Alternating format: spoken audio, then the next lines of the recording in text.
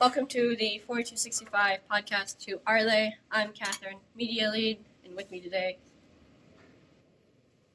I'm Harold Shanafield, mentor for the team. Yes, so this is season 2 of Who Are They? And it's with all the mentors, the other people behind the robot. So, Mr. Shanafield, how did you find out about FRC? So I originally got involved when my daughter was about in elementary school, and Dr. Buckner had started a sumo bot club as an outreach event.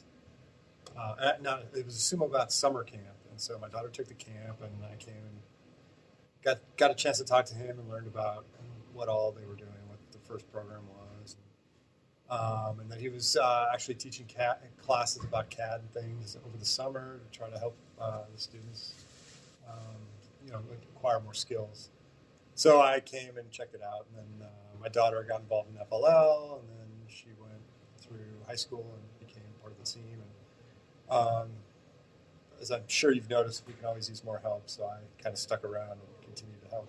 I have noticed. What made you want to be a mentor? What made me want? I think it's more a sense of responsibility to make sure that programs like these are available and happening, and that it's not overwhelming for a few individuals. Being a mentor is a lot of fun. It's very rewarding. So that's the reward I get out of it. But what made me want to be? I think I felt like I owed it to get involved and help. Do you remember which year you started? I started the summer of 2019. The Power Up, it was the off season after Power Up. And we did a couple of off-season events that year. We went to Indy Rage, which was a lot of fun. And then we did Robo Rodeo. And then just stuck around from then on. Why did you choose 4265? Well, I live here in Oak Ridge. We moved up to Oak Ridge because of the school system and the wonderful opportunities that our kids have had here. And this is just a great example of that. There's nothing like this anywhere else. If we still lived over in West Knoxville and our kids were going to Carnes or what's it called? We were right on the corner of Carnes, Bearden, and what's the one to the west there? No. So to west, north of Farragut. Hardin Valley Academy. Hardin Valley. Yeah, Hardin Valley.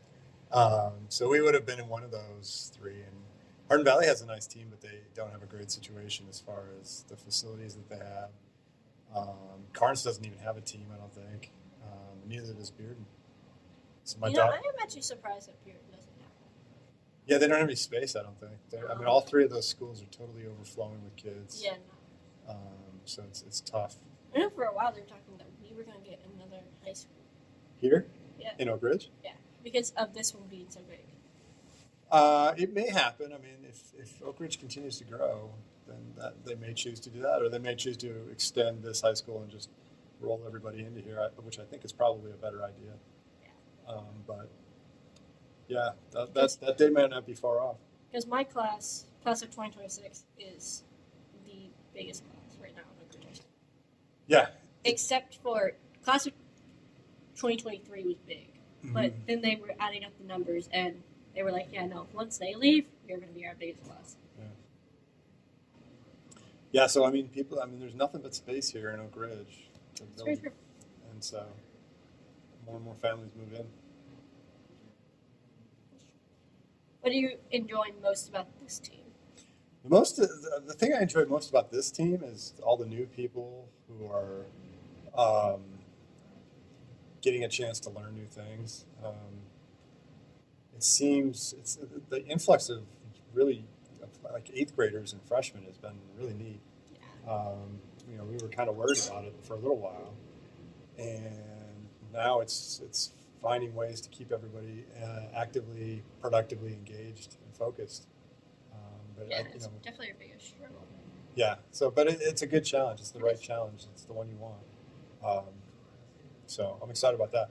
I mean, we had some lean years because of COVID, and we sort of lost a couple classes of kids because there just wasn't anything to do. So we've had to regrow since the end, since we all came back. So yeah.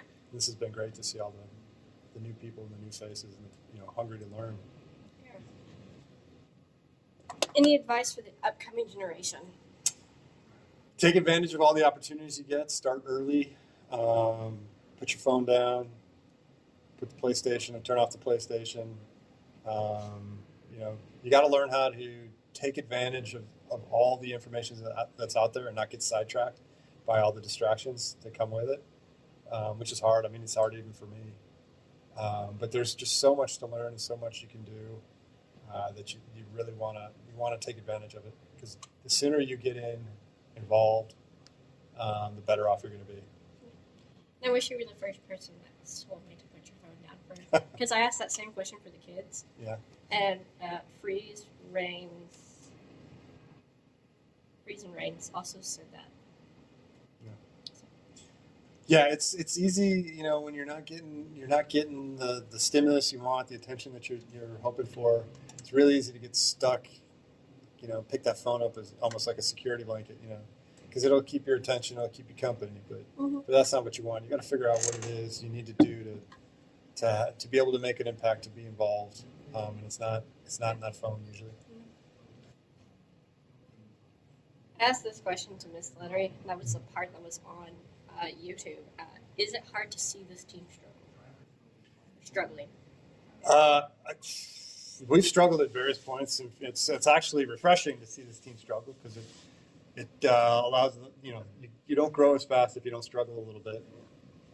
So I don't mind struggling, because we've got great mentors and we've got great kids, and we're going to figure out a way to get through it. So it's not the worst thing in the world. What has been the biggest struggle you've seen as a mentor?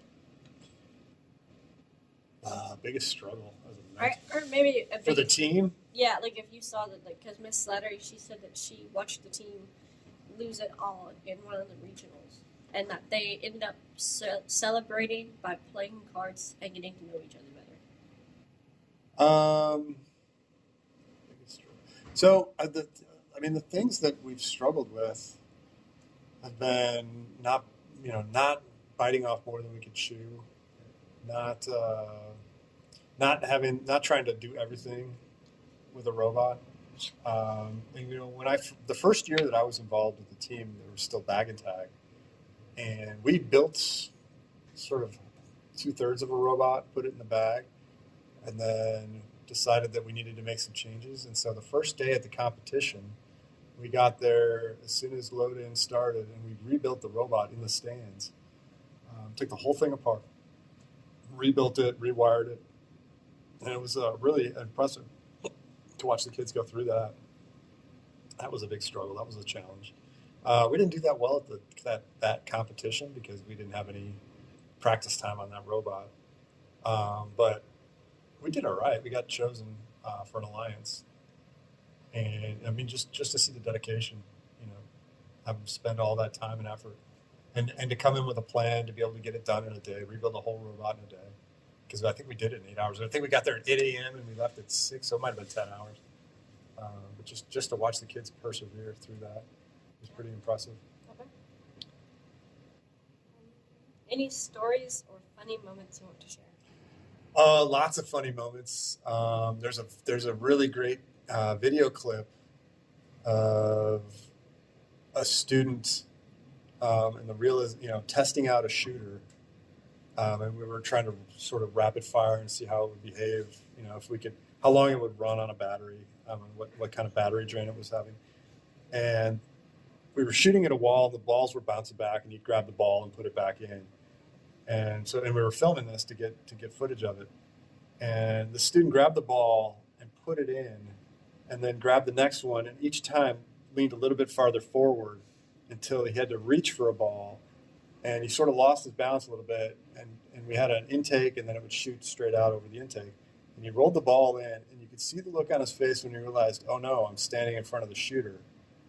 And then the ball, you know, it was the yellow Nerf foam balls, and it comes right back out and hit him right in the face. And it was hysterical because you could see the moment as he let go of the ball. I was like, wait a second, that's going to come out and get me, and it did. And he just took it right in the face, and you know, tried to duck out of the way, and that made it an even better shot because he looked towards the camera as he did it, and just got blasted right in the side of the head. And fortunately, I mean, it was, you know, it was funny because it was a foam ball and didn't hurt him at all. But you got to be careful when you're testing things. You can't take a moment off, because if you do, you're bound, something like that's bound to happen. You might get hurt. But if you don't get hurt, it's hysterical. There was one moment we were enabling the robot downstairs, and I was holding the arm. And so I put it down to enable it, and then I realized where I was standing. The arm was going to right to me, and I ducked, and Silas was just standing there just shaking his head like, I told you to move like 8 times. Yeah, I mean, there's a reason why we tell you guys to be careful and to move and to follow the right operating procedures so that you don't get hurt. And when you've been doing it all day and you're tired, it's really easy to forget. And funniest moment was also burning myself on the solder when I wasn't even operating the solder. Yeah. They were moving it, and it fell out. I picked it up and put it in there, and then it was still like hot? Yeah, it was like the very tip. Yeah, no, not the very tip. It was where the rubber meets the metal part. And I thought I grabbed it, and I didn't realize until like we were leaving, and then I was like, "Why does my hand hurt so bad?" And I had line from something. Oh wow! Like, yeah, you got to be careful. Got to be really careful. Not robotics if you don't hurt yourself at least 1 or 2 times. Right. Devin has some hilarious stories. Yeah. Actually, during his interview, if you've listened to all of them, Devin's interview is why I changed my entire motivation to do this, is to show this team is not. I mean, this team is serious, and we can be, but it's also, we're a bunch of teenagers who are a bunch of friends with each other. There's a point where in Devin's interview, Silas comes in and goes, "Devin, you messed up." And then the next thing you hear is Devin going, "Did you drive it into the ground?" And Silas goes, "No, it drove itself into the ground." Oh, yeah. Devin's interview is hilarious. Yeah. Yeah, there's those guys are characters. It's fun. And they make media lead. Yeah. Being media, it makes media. So me and Emery will sit there and go through pictures all day and just laugh at them because they're like, "What is Devin doing?" Yeah. My first year, we used to have hockey games at midnight every night because we were staying way too late. And we'd take, the big the tubes that we'd get stock in. Yeah. The 6-foot long tubes. Oh, yeah. We'd take those and use those as hockey sticks with the yellow ball, wiffle balls from 2017. So that was a lot of fun. The first picture I have of Anya, she has a cone on her head. Yeah. And then I was taking photos and they walked over. Like, the amount of times I've been just editing somewhere. It's not, I always have a set place I'm sitting. I'm always somewhere in the shop editing. And Emmett and Anya have walked by and either hugged me or put a note over my head. And I'll just be sitting there editing. Just like right now, I'm editing in a box. I'm sitting in a box in the hangar. Yeah. Well, be careful. Don't hurt yourself. No. Okay. Well, thank you. Okay. This has been 4265 podcast. Who are they? I'm Catherine, media lead. I'm Harold Shanafield. Our mentor, Mr. Shanafield. And we will see you next time.